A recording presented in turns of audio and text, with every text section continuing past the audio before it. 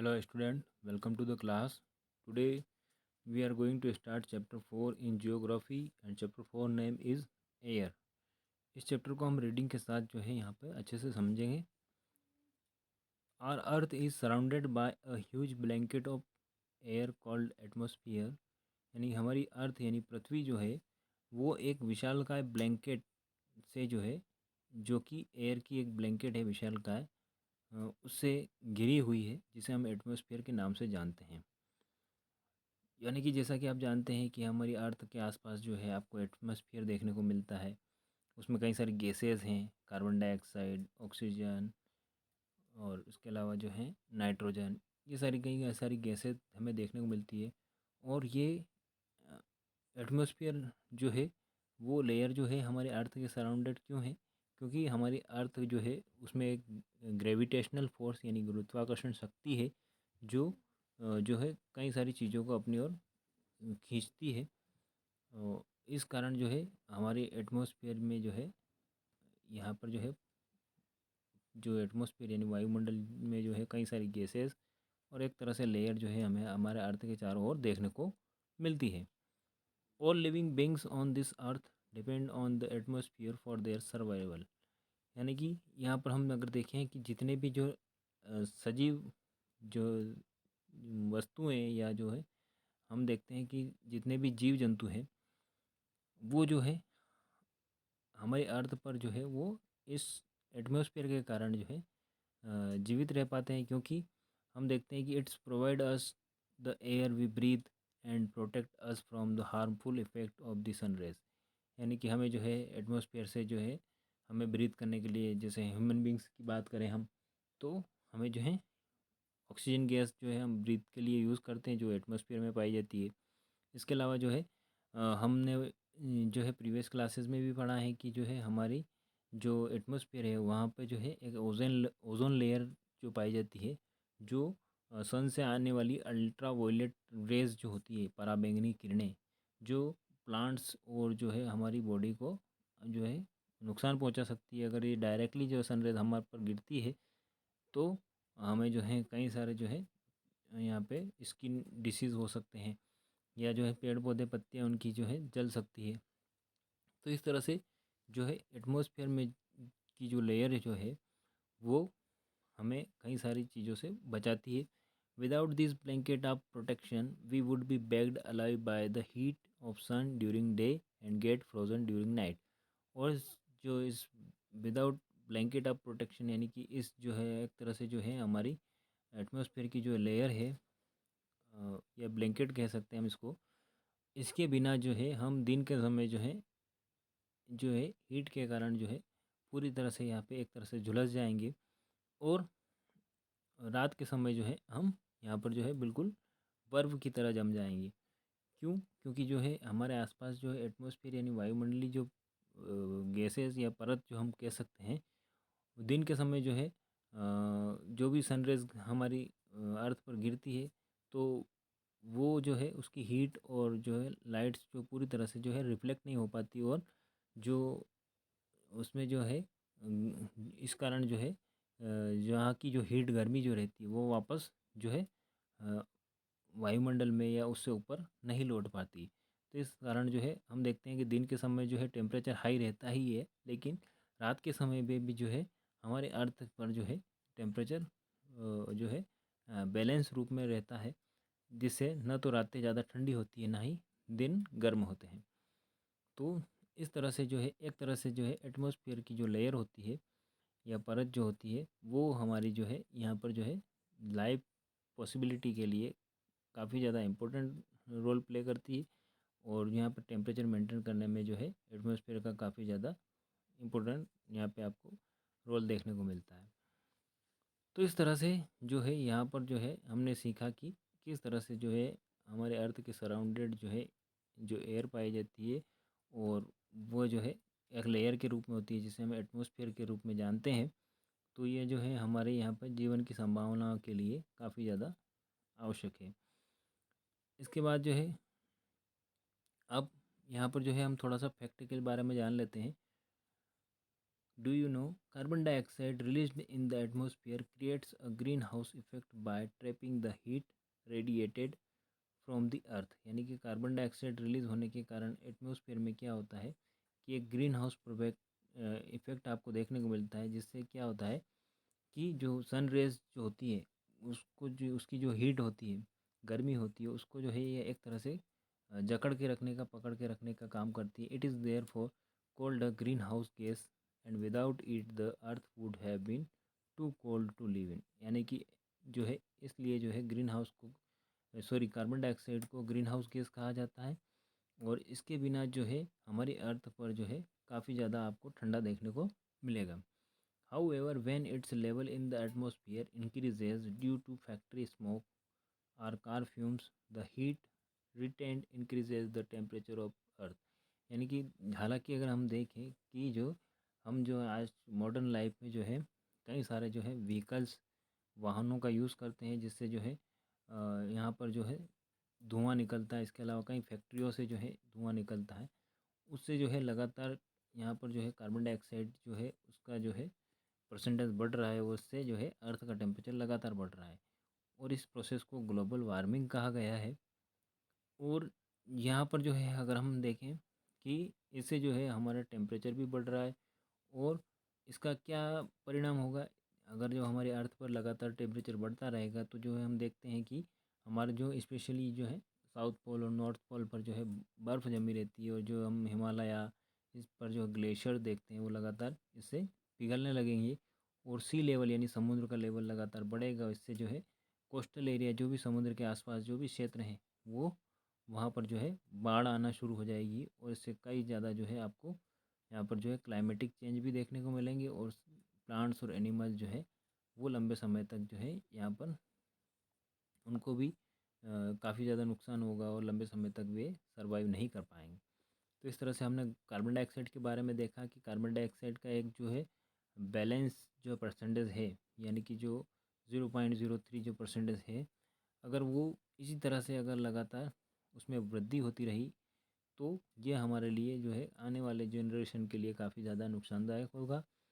और green house effect में जो है कार्बन डाइऑक्साइड का एक इम्पोर्टेंट रोल होता है। इस तरह से हमने यहाँ पे एक फैक्ट के बारे में समझा। अब हमारा नेक्स्ट टॉपिक है कंपोजिशन ऑफ द एटमॉस्फेयर, यानी कि एटमॉस्फेयर जो है उसमें की संरचना कैसे हुई है, या उसमें कौन कौन सी गैसेज होती हैं, उनके बारे में हम यहाँ पे समझेंगे। Do you know that the air we take in while breathing is actually a mixture of many gases. यानी कि अगर आप जानते हैं कि यहाँ पर अगर हम जाने तो हमें पता चलता है कि जो हम सांस के रूप में, ब्रीथ के रूप में जो है गैस लेते हैं, वह जो है कई सारी गैसों का मिक्सचर होता है, यानी कि उसमें कई सारी गैसेस मिली होती है, और हमारी बॉडी जो है केवल उसमें जो है ब्रीथ के रूप में जो है हमारे लंग्स, फेफड़े जो है केवल ऑक्सीजन को एब्जॉर्व करते हैं, और बाकी जो गैसेस होती हैं उनको जो है बाहर निकाल देते हैं। Nitrogen and oxygen are two gases which makes up the bulk of the atmosphere. यानी कि नाइट्रोजन और ऑक्सीजन को जो है ये ऐसे दो गैसेस हैं जो है एक तरह से जो है यहाँ पर जो है एटमॉस्फेयर यानी कि हमारा जो वायुमंडल है उसमें जो है एक तरह से जो है इनका जो है समूह बनाती है, या जो काफ़ी ज़्यादा इनका परसेंटेज देखने को मिलता है आपको। Carbon dioxide, helium, ozone, argon and hydrogen are found in lesser quantity. और कुछ गैसेस हैं जैसे कि कार्बन डाइऑक्साइड जो है वो 0.03% पे पाई जाती है, और आप जैसे यहाँ पे पाई चार्ट में देख पा रहे होंगे कि यहाँ पर जो है आर्गन वो भी 0.93% पे है। इस तरह से यहाँ पर जो है हाइड्रोजन और हीलियम और इस तरह से कुछ गैसेज हैं जो काफ़ी कम क्वांटिटी में पाई जाती है। Apart from this gases tiny tiny dust particles are also present in the air. इसके अलावा जो कई सारी गैसेज होती है, इसके अलावा जो है आपको जो है धूल के कण भी जो है एटमॉस्फेयर में यानी वायुमंडल में देखने को मिलते हैं। फॉर एग्जांपल अगर आपने देखा होगा कि आपके घर में जो है दिन के समय जो है कहीं विंडो से अगर जो है सनरेज यानी सूर्य की किरणें अगर आपके घर के अंदर आती है, जहाँ पर अंधेरा कमरा हो, वहाँ पर आपको उन्हें जो है उस जो है सन रेज़ के जो पाथ होता है यानी उसका रास्ता होता है जहाँ से वह इंटर करती है, तो अंधेरे कमरे में आप जो है कई सारे जो है डस्ट पार्टिकल उसमें देख सकते हैं। The pie chart gives you the percentage of different constituent of air, यानी फिगर 4.1 में आप देख सकते हैं कि यहाँ पर एक पाई चार्ट बना हुआ है और इनका परसेंटेज, यानी कई सारी गैसेस हैं और इनकी जो हमारे एटमॉस्फेयर में परसेंटेज क्या है वो हम यहाँ पे देख सकते हैं। जैसे nitrogen nitrogen is the most plentiful gas in the air, इसका परसेंटेज आपको 78% यहाँ पे देखने को मिल रहा है। When we inhale, we take some amount of nitrogen into our lungs and exhale it, यानी कि जो है यहाँ पर जब हम ब्रीथ करते हैं सांस के रूप में, जब यहाँ पर जो है सांस लेते हैं तब जो है कुछ मात्रा में जो है हम नाइट्रोजन गैस भी जो है हमारे लंग्स तक जाती है और इसको हम वापस बाहर निकाल देते हैं। But plants need nitrogen for their survival, यानी कि कुछ यहाँ पे प्लांट्स होते हैं जिनको नाइट्रोजन की भी रिक्वायरमेंट होती है सर्वाइव करने के लिए, जीवित रहने के लिए। They can not take they can not take nitrogen directly from the air, यानी कि प्लांट जो है वो डायरेक्टली जो है, जैसे हम ब्रीथ करते हैं तो ऑक्सीजन ले लेते हैं, इसी तरह से प्लांट जो है नाइट्रोजन को डायरेक्टली नहीं ले सकते। इसलिए यहाँ पे जो है कुछ बैक्टीरियाज होते हैं that live in the soil and root of the some plant take nitrogen from the air and change its form so that plant can use it, यानी कि यहाँ पे कुछ बैक्टीरियाज होते हैं जो मिट्टी में या जो है प्लांट्स की जो है जड़ों में पाए जाते हैं और ये जो है एयर यानी हवाओं से जो है नाइट्रोजन गैस लेते हैं और फिर जो है इस नाइट्रोजन को जो है प्लांट को जो जिस फॉर्म में जो है नाइट्रोजन चाहिए उस फॉर्म में ये जो है चेंज करके इसका यूज़ करते हैं। Oxygen is the second most plentiful gas in the air, oxygen जो है वो हमारे जो है पाई चार्ट में हमने देखा कि यहाँ पे जो है सेकेंड जो है परसेंटेज में जो है हम देखें ऑक्सीजन जो है 21% पार्ट में जो है परसेंटेज में यहाँ पे जो है पाई जाती है हमारे एटमॉस्फेयर में। Humans and animals take oxygen from the air as they breathe, यानी ह्यूमंस और एनिमल जानवर यानी मनुष्य और जानवर जो हैं वो सांस के रूप में जो है ऑक्सीजन गैस लेते हैं।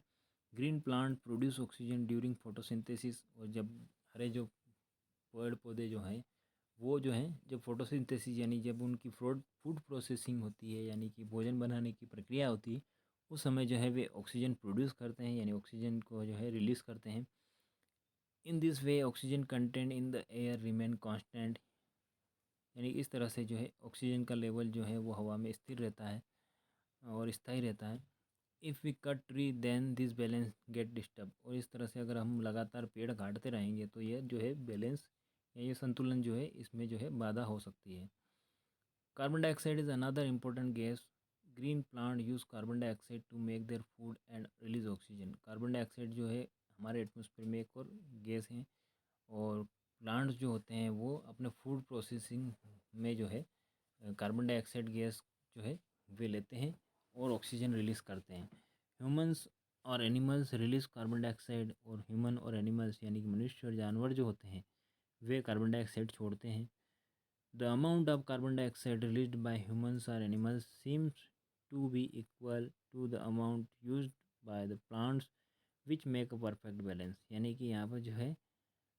जो एनिमल्स और ह्यूमंस जो होते हैं वो कार्बन डाइऑक्साइड गैस जो रिलीज़ करते हैं यानी छोड़ते हैं वो जो है यहाँ पौधों के द्वारा जो है कार्बन डाइऑक्साइड जो है ले ली जाती है या ग्रहण कर ली जाती है। तो इस तरह से दोनों के बीच जो है यहाँ पर जो है बैलेंस, परफेक्ट बैलेंस आपको देखने को मिलता है। तो इस तरह से दोनों में बैलेंस होना ज़रूरी है। However the balance is upset by burning the fuels such as coal and oil, हालांकि अगर हम यहाँ पे देखें कि जो है ये बैलेंस जो है काफ़ी ज़्यादा इसमें जो है अस्थिरता देखने को मिलती है। क्यों? क्योंकि हम जो है कुछ यहाँ पे फ्यूल्स ईंधन के रूप में जैसे फायरवुड जलाऊ लकड़ी जलाते हैं जिससे कार्बन डाइऑक्साइड का लेवल बढ़ रहा है। देन कुछ जो है फॉसिल्स फ्यूल्स यानी कोल और ऑयल ऐसे कुछ जो है हम यूज़ कर रहे हैं लगातार, तो इनसे जो है कार्बन डाइऑक्साइड का लेवल जो है हमारे एटमॉस्फेयर में लगातार जो है इसमें इंक्रीजमेंट आपको देखने मिल रहा है। इन यहाँ पे इसका लेवल इंक्रीज़ हो रहा है, परसेंटेज इंक्रीज़ हो रहा है। They add billions of tons of carbon dioxide into the atmosphere each year, यानी कि आप यहाँ पर देख सकते हैं कि